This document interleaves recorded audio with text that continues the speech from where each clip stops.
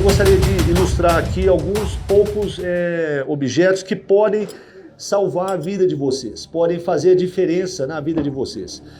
Quando eu vou pegar aqui, teve um aluno que veio fazer um treinamento comigo há uns anos atrás, cara do Rio.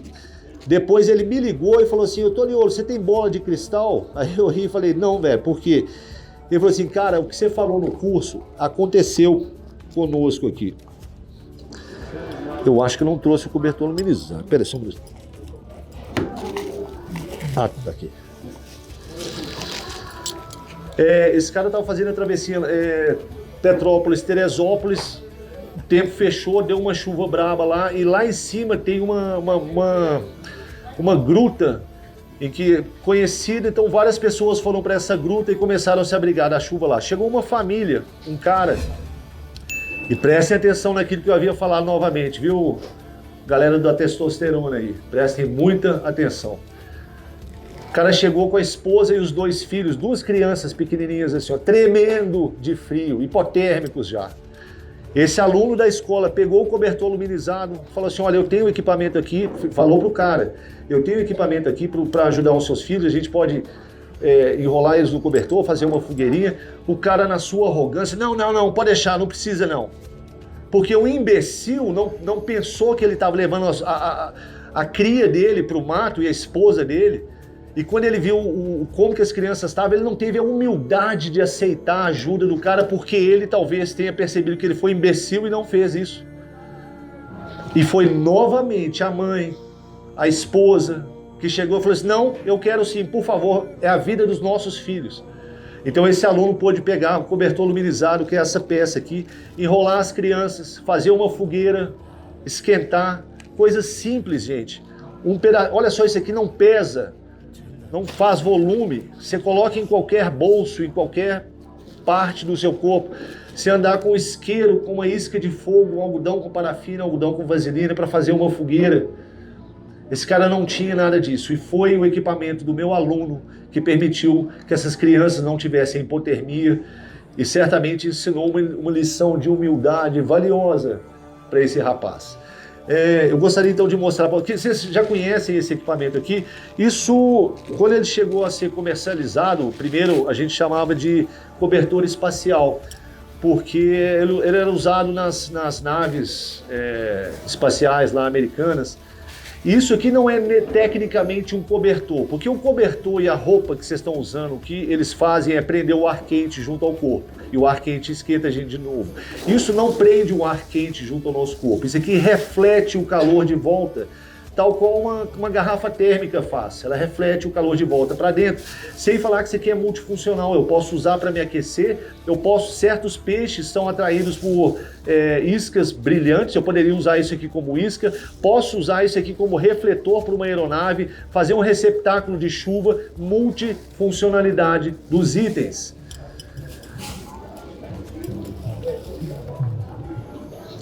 Corda. Um dos aspectos mais importantes em termos de equipamento para você ter uma situação de sobrevivência, e é uma das coisas mais difíceis de fazer se você tiver que criar corda da natureza. A gente ensina na escola fazer corda de cipó, fazer corda de casca de árvore, fazer corda de várias formas, mas leva tempo.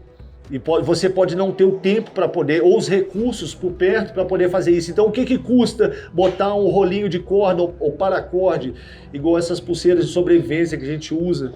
Você tem um recurso muito valioso aí junto ao corpo. Duct tape, né, o que a gente chama aqui de silver tape, né?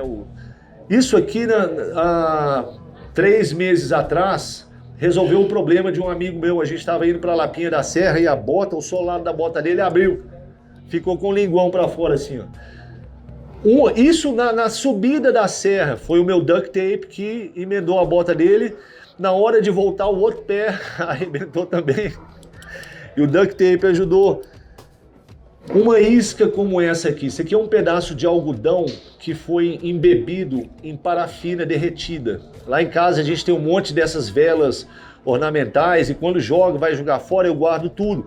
Porque depois eu derreto aquela parafina, coloco na bolinha de algodão e agora eu tenho uma isca de fogo que, se eu posso jogar isso aqui nessa lagoa e deixar ela 3 anos aqui, em cima dessa água.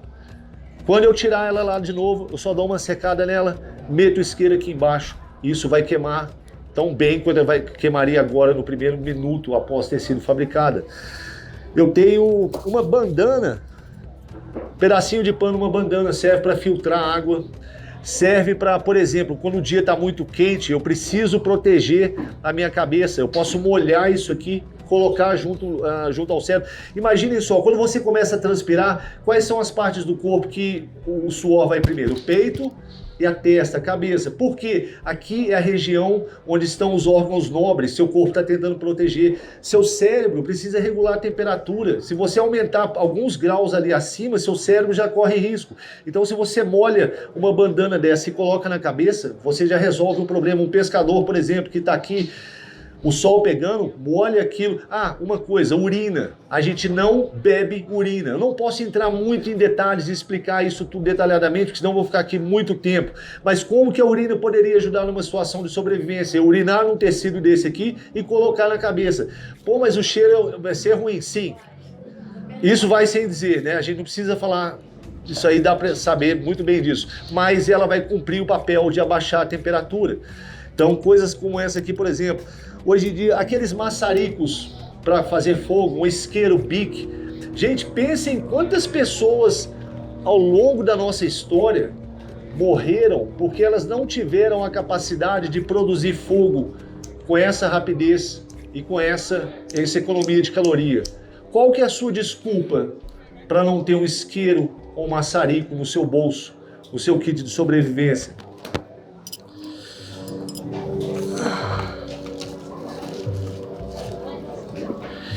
Pederneira é um item que chama bastante a atenção das pessoas, todo mundo acha legal e realmente é. Isso aqui emite fagulhas em torno de 2.500 a 3.000 graus, que são quentes o bastante para iniciar uma isca boa, mas precisamos saber trabalhar uma isca, principalmente se você estiver usando isca natural. Um item fundamental, de grande valia. E a pederneira tem uma razão pela qual a gente insiste nela. O corpo humano, quando a gente está tratando de movimentos, nós temos 3 tipos de movimentos: fino, médio e grosso. Eu acho que a tradução é essa, mas seria tipo fino, médio e grosso. Movimento fino é aquele movimento de precisão que você usa quando você vai passar uma linha pelo buraco da agulha, que o relojoeiro usa para fazer um concerto de um relógio, que o artista usa quando ele está pintando aquele detalhe ali no quadro.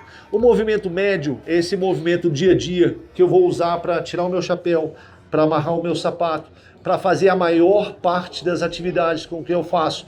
E o movimento grosso são movimentos de arranco, tá? Numa situação de hipotermia, você se lembra que eu falei que eu tinha dificuldade não tinha destreza para poder encostar o mindinho no polegar?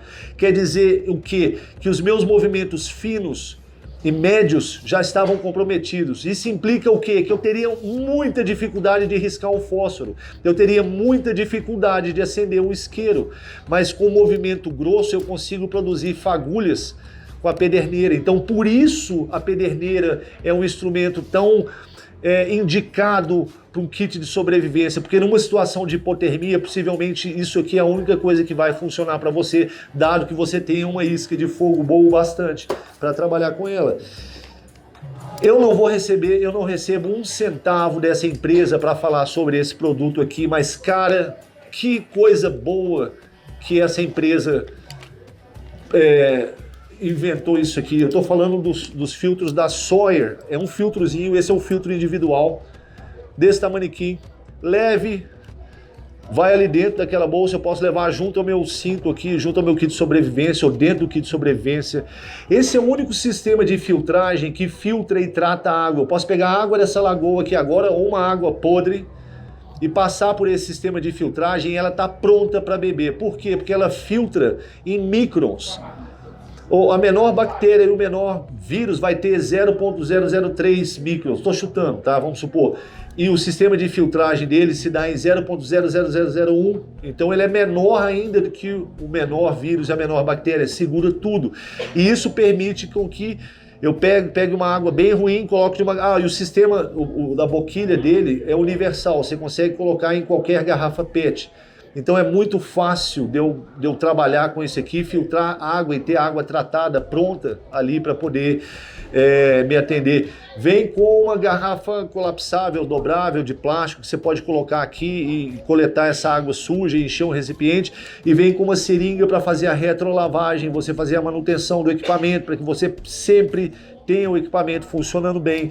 São pequenos exemplos, esses são apenas pequenos exemplos de coisas que vocês podem ter. No caso do pessoal da pesca, do caiaque, por exemplo, vale a pena vocês terem, por exemplo, um pequeno facão de 10, 12 polegadas, não precisa nem muito mais que isso, porque imagina só, você está pescando, você lança o seu anzol com a sua isca, ela fica presa lá no meio dos galhos, lá de algum lugar.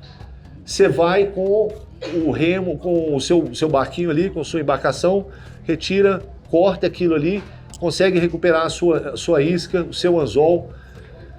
Apitos, você ter aí um apito junto ao corpo, pendurado no seu pescoço para poder sinalizar, pedir. Espelhos refletores, existem uma série de equipamentos que são de grande valia numa situação de sobrevivência e custam muito pouco.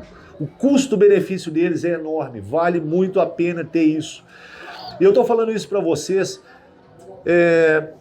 porque ao longo desse tempo todo eu já me vi em situações de sobrevivência, já me coloquei por ignorância muitas vezes em situações de sobrevivência e já vi muitas pessoas não resistirem em situação de sobrevivência porque não tinham itens simples como esses.